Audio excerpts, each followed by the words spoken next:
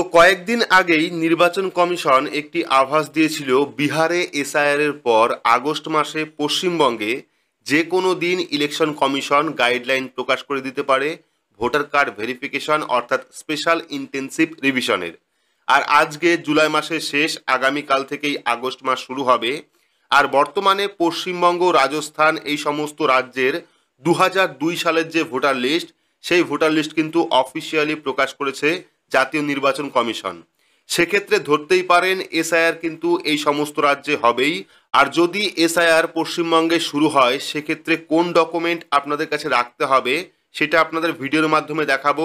পাশাপাশি বাকি যে সমস্ত জেলার এখনো পর্যন্ত ভোটার লিস্ট পাবলিক করা হয়নি, অর্থাৎ 2002 সালের যে ভোটার লিস্ট, দেখতে পারবেন অনেকটা জেলায় কিন্তু এখনো পর্যন্ত ভোটার লিস্ট আপডেট করা হয়নি, বা বিভিন্ন যে পোলিং স্টেশন রয়েছে সমস্ত পোলিং স্টেশনে কিন্তু আপডেট করা হয়নি। সেক্ষেত্রে এই সমস্ত লিস্ট কবে নাগাদ দিতে পারে সেটাও কিন্তু আজকের ভিডিওতে আপনারা জানতে পারবেন। ভিডিওটি আপনার কাজে আসবে, শুরু থেকে শেষ পর্যন্ত অবশ্যই দেখবেন। ভিডিওটি ভালো লাগলে লাইক করবেন, চ্যানেলটিকে সাবস্ক্রাইব করে পাশে রাখা বেল আইকনটি প্রেস করে নোটিফিকেশন অল করে রাখবেন। সবার সুবিধার্থে ভিডিওটি শেয়ার করবেন। তো চলুন শুরু করি। তো আপনারা প্রত্যেকেই জানেন যে ইতিমধ্যেই কিন্তু সিইও ওয়েস্ট বেঙ্গল অর্থাৎ চিফ ইলেকটোরাল অফিসার পশ্চিমবঙ্গের যে সাইট, সেই সাইডে কিন্তু 2002 সালের যে এসআইআর হয়েছিল তার ভোটার লিস্ট প্রকাশ করা হয়েছে। পাশাপাশি যদি আপনারা রাজস্থানের ওয়েবসাইটে যান, রাজস্থানের ওয়েবসাইটেও কিন্তু দেখতে পাচ্ছেন ইলেকটোরাল রোল 2002, অর্থাৎ রাজস্থানেও কিন্তু 2002 সালের যে ভোটার লিস্ট সেটাও আপলোড করা হয়েছে। এইবার আমরা চলে আসছি চিফ ইলেকটোরাল অফিসার ওয়েস্ট বেঙ্গলের ওয়েবসাইটে, এবং এখানে যদি দেখেন সেক্ষেত্রে দেখতে পারবেন ইলেকটোরাল রোল অফ এসআইআর 2002, অর্থাৎ 2002 সালের ভোটার লিস্ট কিন্তু কয়েকদিন আগেই পাবলিক করা হয়েছে। এবং পাশে লেখা রয়েছে remaining essays will be uploaded soon, অর্থাৎ কয়েকটা যে এসি রয়েছে, অ্যাসেম্বলি রয়েছে বা জেলা রয়েছে, সেগুলি কিন্তু খুব তাড়াতাড়ি আপডেট হবে।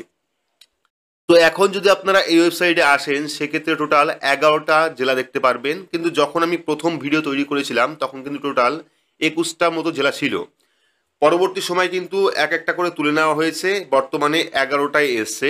তো বাকি যে সমস্ত জেলা রয়েছে যেগুলি আপনারা দেখতে পাচ্ছেন না, বিশেষ করে মুর্শিদাবাদ রয়েছে, তারপরে কলকাতা রয়েছে, এই সমস্ত যে লিস্ট সেগুলি কিন্তু খুব তাড়াতাড়ি আপডেট করা হবে।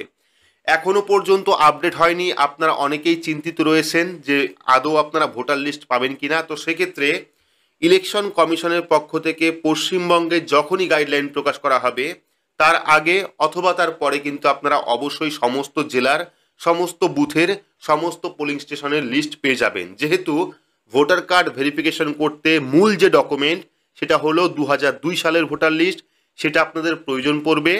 যদি আপনারা এখানে নাও পান, এখানে তো আপডেট হবেই, এই যে পশ্চিমবঙ্গের যে ওয়েবসাইট এখানে তো আপডেট হবেই 100%। তবুও আপনারা আরেকটা ওয়েবসাইট রয়েছে voters.eci.gov.in, এই যে ওয়েবসাইট দেখতে পাচ্ছেন, এই ওয়েবসাইটেও কিন্তু সেই লিস্ট আপলোড হবে। যেমন বিহারের ক্ষেত্রে হয়েছিল voters.eci পোর্টালে, এখানে কিন্তু বিহারের 2002 সালের ভোটার লিস্ট দেওয়া হয়েছিল। তো আপনারা এই ওয়েবসাইটটাও লক্ষ্য রাখবেন, এই যে ওয়েবসাইট এখানেও আপনারা লক্ষ্য রাখবেন, এখানেও কিন্তু সেই সমস্ত লিস্ট দেওয়া হবে। এই যে এখানে দেখতে পাচ্ছেন ইনুমিনেশন ফর্ম, এখানে কিন্তু আগে বিহারের ভোটার লিস্ট ছিল। এখানে দেখতে পাচ্ছেন সার্চ ইউর নেম 2003 বিহার ইরোল। তো এভাবেই কিন্তু পশ্চিমবঙ্গেরটাও আপডেট থাকবে। তো আপনারা চিন্তিত হবেন না, এখনো পর্যন্ত আসেনি, হয়তো কয়েকদিন পরেই সমস্ত কিছু আপডেট হয়ে প্রত্যেকটা জেলার যে লিস্ট বা প্রত্যেকটা পোলিং স্টেশনের যে লিস্ট সেই লিস্টটা কিন্তু চলে আসবে। আর ইতিমধ্যে আপনারা জানেন দুবার কিন্তু সুপ্রিম কোর্টে শুনানি হয়েছে, তবে পরবর্তী আরও একটা টাইম দেওয়া হয়েছে 12 তারিখ এবং 13 তারিখ, অর্থাৎ 12 আগস্ট এবং 13 আগস্ট কিন্তু আবারও এই নিয়ে শুনানি রয়েছে। হয়তোবা তারপরে ইলেকশন কমিশন পশ্চিমবঙ্গের ক্ষেত্রে গাইডলাইন প্রকাশ করে দিতে পারে। এইবার আপনাদের যে ডকুমেন্টের কথা বলবো সেই ডকুমেন্ট তো আপনাদের আগেই দেখিয়েছি যে কোন কোন ডকুমেন্ট লাগতে পারে, তবে আপনাদের সুবিধার্থে যারা নতুন আছেন তাদের সুবিধার্থে জানিয়ে রাখি, মূল যে ডকুমেন্ট সেটা হলো 2002 সালের ভোটার লিস্ট, ঠিক আছে। তো এখান থেকে আপনারা চাইলে আপনার যে জেলা, বর্তমানে 11টা জেলা রয়েছে, সেক্ষেত্রে আপনার যে জেলা সেই জেলা সিলেক্ট করে এখান থেকে আপনারা অ্যাসেম্বলি সিলেক্ট করে পোলিং স্টেশন সিলেক্ট করে কিন্তু আপনারা ফাইনাল রোলটা দেখতে পারবেন, অর্থাৎ 2002 এর ভোটার লিস্টে কাদের কাদের নাম ছিল সেটা আপনারা দেখতে পারবেন।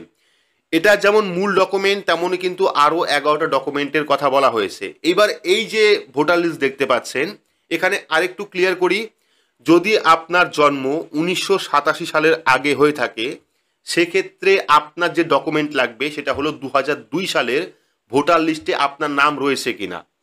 তাহলে কিন্তু আপনাকে আর কোনো রকম ডকুমেন্ট দিতে হবে না। যদি 1987 আগে জন্মগ্রহণ করেন আপনি বা আপনার পরিবারের কোনো সদস্য, সেক্ষেত্রে কিন্তু আপনার ক্ষেত্রে 2002 সালের ভোটার লিস্টটাই লাগবে। যেমন বিহারের ক্ষেত্রে হয়েছিল, হয়তোবা পশ্চিমবঙ্গের ক্ষেত্রেও একই নিয়ম থাকতে পারে। পরবর্তী চলে আসি 1987 থেকে আপ টু 2002 পর্যন্ত যাদের জন্ম, অর্থাৎ 1987 পরে এবং 2002 এর মধ্যে যাদের জন্ম, তাদের কিন্তু ওই যে 11টা ডকুমেন্ট, সেই 11টা ডকুমেন্টের মধ্যে যে কোনো একটি ডকুমেন্ট দিতে হবে। অর্থাৎ সেটা হতে পারে স্কুল সার্টিফিকেট, পাসপোর্ট হতে পারে, গভর্নমেন্ট ইস্যু সার্টিফিকেট হতে পারে, স্কুল সার্টিফিকেট হতে পারে, বা আপনার যে জমির কাগজ সেই জমির কাগজ হতে পারে। এই সমস্ত ডকুমেন্টগুলি রয়েছে 11টি ডকুমেন্টের মধ্যে।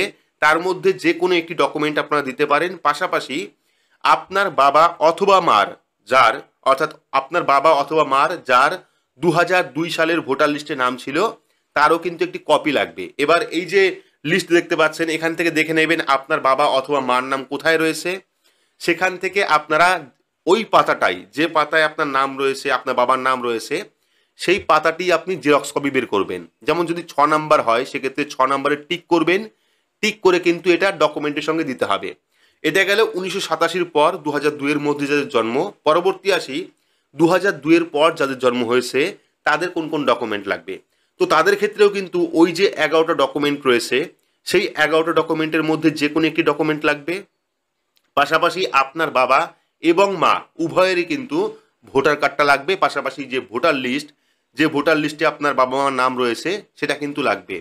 বাকি যদি কারোর 2002 সালের ভোটার লিস্টে নাম না থাকে, ধরুন আপনার জন্ম অনেক আগে হয়েছে কিন্তু 2002 সালের ভোটার লিস্টে আপনার নাম নেই, সেক্ষেত্রে কিন্তু ওই যে 11টা ডকুমেন্ট রয়েছে, সেই 11টা ডকুমেন্টের মধ্যে যে কোনো একটি ডকুমেন্ট কিন্তু লাগবে। এইবার আপনাদের একটি ফর্ম দেখায়, যদিও এই ফর্ম নিয়ে আমি অনেকবার আলোচনা করেছি, তবে আপনাদের বোঝানোর সুবিধার্থে, যাতে কোনো রকম সমস্যা আপনাদের না হয়, সেই জন্যই কিন্তু বারবার করে এই ফর্মটা দেখানো। এটা হলো বিহারের অফিসিয়াল ফর্ম, যেটা দিয়ে বিহারে এসআইআর হয়েছিল। এইরকম ফর্ম কিন্তু পশ্চিমবঙ্গেও আসবে। হয়তোবা কিছুটা পরিবর্তন হতে পারে, হিন্দির জায়গায় বাংলা অবশ্যই থাকবে। পাশাপাশি যদি কোনো রকম কারেকশনের প্রয়োজন হয়, সেক্ষেত্রে কিন্তু ফর্মটা কারেকশন করে পশ্চিমবঙ্গেও এরকম ফর্ম প্রকাশ করা হবে। অনলাইন এবং অফলাইন হয়তোবা দুভাবেই ফিল আপ করতে পারবেন। তবে এই যে ফর্ম, এই ফর্মটা কিন্তু বিএলওরা যারা আছেন, তারা কিন্তু বাড়ি বাড়ি দিয়ে যাবে আপনার ভোটার কার্ড অনুযায়ী। এবার এই যে ফর্ম, এই ফর্মে কিন্তু আগে থেকেই সমস্ত কিছু ফিল আপ করা থাকবে। আপনার ভোটার কার্ড অনুযায়ী আপনার এপিক কার্ড নাম্বার কত, আপনার ঠিকানা কি রয়েছে, পোলিং স্টেশনের নাম কি, বিধানসভা কোনটা রয়েছে, ঠিক আছে, ভোটার লিস্টের কত নাম্বার সিরিয়ালে আপনার নাম রয়েছে, এগুলি থাকবে। পাশাপাশি বর্তমানে আপনার ভোটার কার্ডে যে ফটো রয়েছে, সেই ফটোটা কিন্তু এখানে আগে থেকেই থাকবে। যখন আপনাকে ফর্ম দেবে তখন থেকে কিন্তু থাকবে। এবং পাশের যে বক্সটা রয়েছে, এই বক্সে কিন্তু আপনার নতুন যে ফটো, অর্থাৎ রিসেন্ট যে পাসপোর্ট সাইজের ফটো, সেই ফটো দিতে হবে। দেওয়ার পর এইবার এই যে বললাম যে কোন কোন ডকুমেন্ট লাগবে, তো এই যে ফর্ম, এই ফর্মেও কিন্তু একটা ডকুমেন্টের উল্লেখ আপনারা পেয়ে যাবেন। যেমন বাবা মা, বাবা এবং মায়ের কিন্তু নাম লিখতে হবে। এটা অপশনাল, যদি দিতে চান তাহলে দেবেন, না থাকলে দেওয়ার দরকার নেই। অর্থাৎ বাবা মার নাম দেবেন, যদি বাবা মার ভোটার কার্ড নাম্বার না থাকে সেক্ষেত্রে নাও দিতে পারেন। পরবর্তী স্বামী স্ত্রীর নাম রয়েছে, এটাও যদি দিতে চান তাহলে দিতে পারেন। যদি আপনার ক্ষেত্রে থাকে সেক্ষেত্রে আপনি স্বামী স্ত্রীর নামও দিতে পারেন। তো বাবা মার নাম অবশ্যই লিখতে হবে, নিজের ডিটেলস দিতে হবে, তাহলে কিন্তু এই ফর্মটা ফিল আপ হবে। বাকি কিন্তু বিএলওরা যারা আসবে, তারা কিন্তু অবশ্যই এই ফর্ম ফিল আপে আপনাদের সহায়তা করবে। বাকি সুপ্রিম কোর্টের পরবর্তী অর্ডার কি আসে, তার দিকে আমরা অবশ্যই নজর রাখবো। পরবর্তী কি আপডেট আসে ইসিআই এর তরফ থেকে, সেটাও আপনাদের জানাবো। আর বিস্তারিত তথ্য সবার আগে পেতে হলে অবশ্যই চ্যানেলটিকে সাবস্ক্রাইব করে রাখবেন এবং পাশে রাখা বেল আইকনটি প্রেস করে নোটিফিকেশন অল করে রাখবেন এইরকম গুরুত্বপূর্ণ আপডেট সবার আগে পেতে। তো আজকের মতো এইটুকুই, ধন্যবাদ।